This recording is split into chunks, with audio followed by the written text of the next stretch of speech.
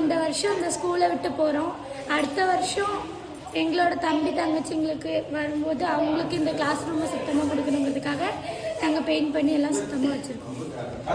കണ്ടില്ലേ, അതായത് ഇവർ ഇതിപ്പോൾ 7ാം ക്ലാസ്സാണ്. ഈ 7ാം ക്ലാസ്സിൽ നിന്ന് ഇവർ 8ലേക്ക് പോകുന്നു. പക്ഷേ ഇവർ പഠിച്ച ഈ ക്ലാസ്സിൽ 6ാം ക്ലാസ്സിൽ നിന്നുള്ള കുട്ടികൾ വരുമ്പോൾ ഇവരുടെ ക്ലാസ് എത്രത്തോളം നീറ്റായിട്ട് സൂക്ഷിക്കാൻ പറ്റുമോ അത്രത്തോളം നീറ്റായി ഇവർ റെഡിയാക്കിക്കൊണ്ടിരിക്കുകയാണ്. 7ാം ക്ലാസ് വിട്ട് ഇപ്പോൾ പോகிறோம். ഇനി വர்ற குழந்தைங்க நல்லா படிக்கணும். அதனால நாங்கள் எங்களுக்கு கிளாஸ் வரும்போது இப்படி சுத்தமாக தந்தாங்க. அதேமாரி நாங்களும் சுத்தமாக்கி தரோம். നമസ്കാരം, ഞാനിപ്പോൾ നമ്മുടെ മാർക്കറ്റിനുള്ളിലെ RB കൂടം സ്കൂളിലാണ്. GPS RB കൂടം തമിഴ് മീഡിയം സ്കൂളാണ്. ഇവിടെ രസകരമായിട്ടുള്ള നല്ലൊരു സ്റ്റോറി ഉണ്ട് ഇവിടെ. അതായത് 7ാം ക്ലാസ് കഴിഞ്ഞ് അവർ പോകുമ്പോൾ അവരുടെ ക്ലാസ് റൂം അടുത്ത 6ാം ക്ലാസ്സിൽ നിന്ന് 7ാം ക്ലാസ്സിലേക്ക് വരുന്ന കുട്ടികൾക്ക് വേണ്ടിയിട്ട് അവരുടെ ക്ലാസ് റൂം പെയിൻറ്റ് കുട്ടികൾ തന്നെ ചേർന്ന് പെയിൻറ്റ് അടിച്ച് നീറ്റാക്കുന്ന ഒരു നല്ലൊരു രസകരമായിട്ടുള്ളൊരു കാര്യം.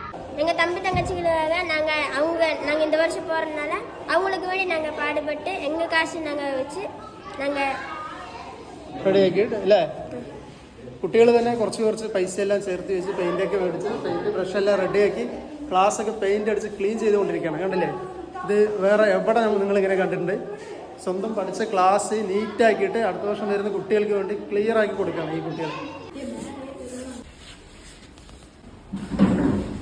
7ാം ക്ലാസ് കഴിഞ്ഞു പോകുന്ന വിദ്യാർത്ഥികളാണ്. ഇത് 7ാം ക്ലാസ്സാണ്.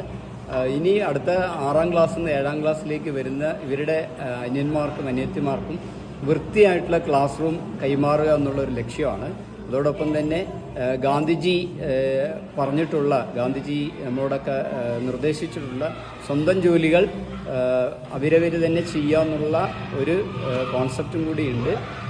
അതേപോലെ നമ്മൾ പഠിക്കുന്ന വിദ്യാലയമാണെങ്കിലും വീടാണെങ്കിലും നമ്മുടെ സമൂഹം നമ്മുടെ ചുറ്റുപാടാണെങ്കിലും വൃത്തിയായി സൂക്ഷിക്കുക എന്നുള്ളത് ഓരോരുത്തരുടെയും കടമയാണെന്നുള്ളതും കൂടി കുട്ടികളിൽ ആ ആശയം കിട്ടാനും അത് അടുത്ത വരുന്ന ക്ലാസ്സുകാർക്ക് അത് കൈമാറാനുള്ള ഒരു പ്രവൃത്തിയായിട്ടാണ് ഞങ്ങളിത് ഇന്നലെ വളരെ വൈകിട്ട് വളരെ പെട്ടെന്നാണ് ആസൂത്രണം ചെയ്തത്.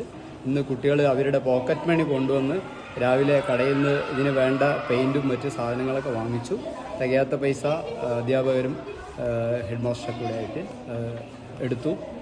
കുട്ടികൾ വളരെ ഉത്സാഹത്തോടു കൂടിയിട്ടാണ് ഇത് ചെയ്യുന്നത്.